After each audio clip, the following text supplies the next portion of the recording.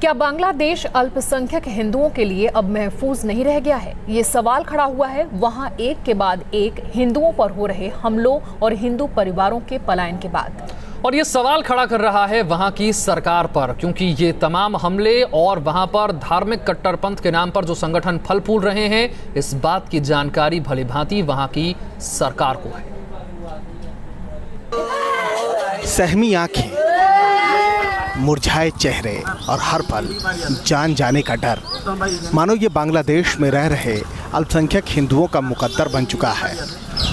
और इस डर के साथ वहां रह रहे हिंदू परिवार अब आशियाना छोड़ने को मजबूर हो रहे हैं। बताया जा रहा है कि असम में बीजेपी की सरकार बनने के बाद अब तक 150 से भी ज़्यादा परिवार बांग्लादेश से घर छोड़कर वहां दाखिल हो चुके हैं।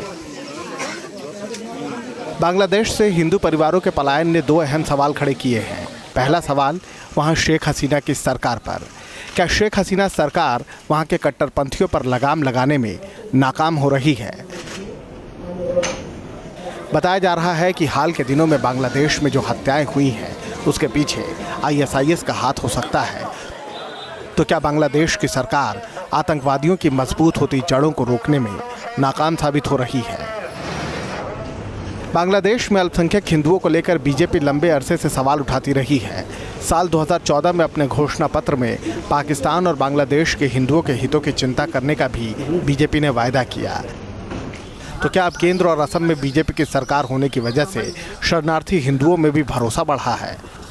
हालांकि बांग्लादेश से हिंदुओं के असम में घुसने को लेकर विपक्ष अपने ही अंदाज में सवाल उठा रहा है। आज इन्फिल्ट्रेशन कंटिन्यू होने से उसका रिस्पॉन्सिबिलिटी कौन लेगा?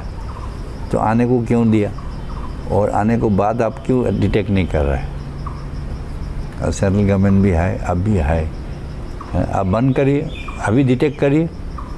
अभी तो इलीगल इमिग्रेंट के बाद ज़्यादा नहीं बोलते। आज तो 1 महीना ज़्यादा उसका जो डॉक्यूमेंट था मिशन है, एक 100 डेज के एक्शन प्लान, वहाँ तो हम नहीं देखा।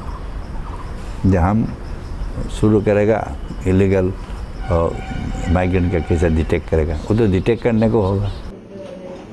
वैसे बांग्लादेश की शेख हसीना सरकार ने हिंदुओं में सुरक्षा की भावना को मजबूत करने की कोशिश भी की है। हिंदू नेताओं को मंत्रिमंडल में जगह भी दी गई है, लेकिन हिंदुओं पर बढ़ते हमले एक बड़ा सवाल खड़ा कर रहे हैं। वही बात यदि मुख्यमंत्री सर्बानंद सोनोवाल की करें तो फिर आज शाम से लेकर के हम लोग लगातार कोशिश बना रहे हैं कि उनसे मिले और इस विषय पर उनसे सीधी बात करें, लेकिन उनके दफ्तर से अभी तक कोई भी खबर नहीं आई है कि वो इस विषय पर कुछ बोलना चाहते हैं भी कि या नहीं। वीडियो जर्नलिस्ट प्रशांत बरुआ के साथ अनिरुद्ध भगत, न्यूज़ नेशन, गुवाहाटी।